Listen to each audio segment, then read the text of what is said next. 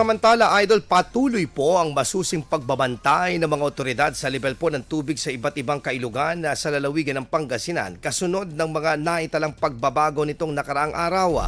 Sa bayan po ng Kalasyaw, bumaba ang tubig sa Marusay River mula 7.5 feet patungong 4.7 feet.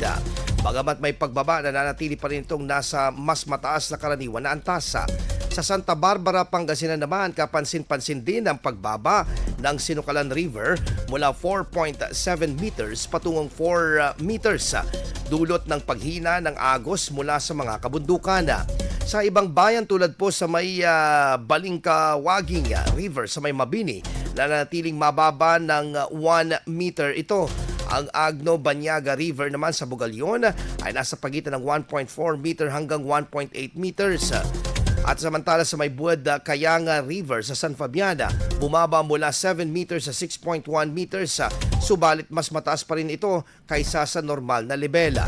Samantala sa Dagupan City, itinaas po sa blue alert status ang Pantal River dahil sa patuloy na mataas na antas nito na posibleng magdulot ng pagbaha sa mga kalapit na lugar.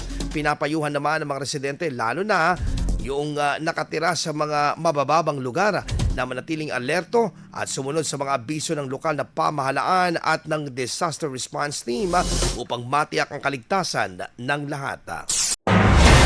IFM News. IFM News.